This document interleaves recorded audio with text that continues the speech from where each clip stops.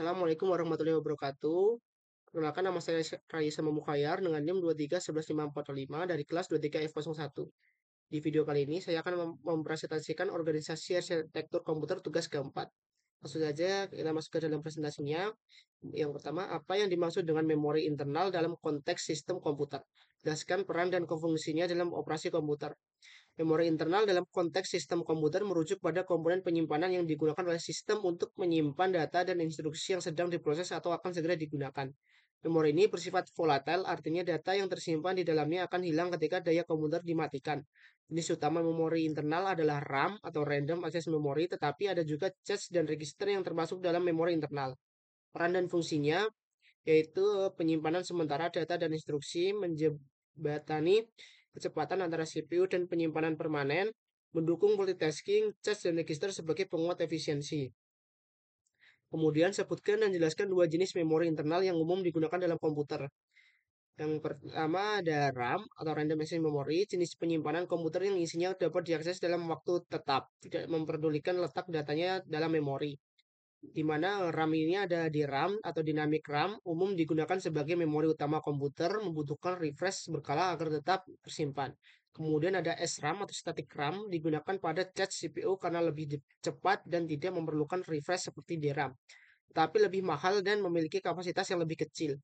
Kedua ada cache, memori yang lebih kecil dan lebih cepat terbagi dalam beberapa tingkatan, yaitu L1, L2, dan L3, dan digunakan untuk mempercepat akses CPU ke data yang sering digunakan. Kemudian, mengapa kapasitas memori internal sangat penting bagi kinerja komputer? Berikan contoh dampak dari kapasitas memori yang tidak mencukupi. Kapasitas memori internal sangat penting bagi kinerja komputer karena memori ini menjadi tempat penyimpanan sementara bagi data dan instruksi yang sedang diproses oleh CPU.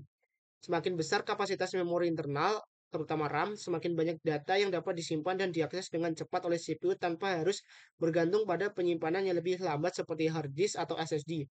Ini sangat berpengaruh terhadap performa keseluruhan komputer, khususnya dalam menjalankan aplikasi yang kompleks atau multitasking.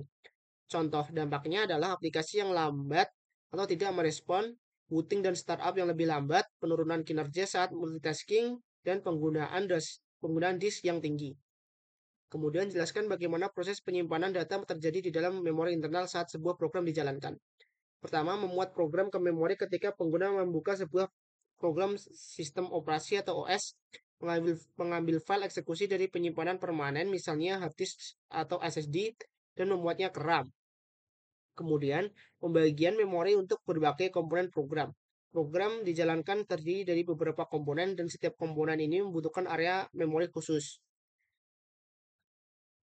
Kemudian, memori internal dibagi ke dalam berbagai area untuk penyimpanan data yang berbeda. Ketiga, ada eksekusi oleh CPU. Setelah program dimuat ke memori, CPU mulai mengeksekusi instruksi program yang berada di text segment. Kemudian keempat, manajemen memori. Sistem operasi juga memiliki mekanisme untuk mengelola memori selama program berjalan, yang disebut manajemen memori. Ini memastikan bahwa tidak ada konflik alokasi memori antara program yang berbeda dan mencegah akses ilegal ke memori. Kemudian pengelolaan cache. Untuk mempercepat akses data selama eksekusi, CPU juga menggunakan cache memori. Kemudian keenam, penyimpanan data sementara. Saat program berjalan, berbagai jenis data sementara juga disimpan dalam memori. Seperti variabel lokal yang didefinisikan di dalam fungsi akan disimpan di stack. Kemudian data yang dialokasikan secara dinamis seperti objek atau struktur data yang diciptakan saat runtime disimpan di heap. Kemudian data hasil kalkulasi sementara atau variabel sementara lainnya juga akan disimpan di memori selama program dijalankan. Kemudian penutupan program dan pengembalian memori. Ketika program selesai dijalankan, baik karena pengguna menutupnya atau program mencapai akhir eksekusi. Kemudian bagaimana perkembangan terbaru dalam teknologi memori internal saat ini dan bagaimana hal tersebut dapat mempengaruhi kinerja komputer di masa depan. Perkembangan terbaru dalam teknologi memori internal berfokus pada peningkatan kecepatan, kapasitas, efisiensi energi, dan integrasi dengan prosesor.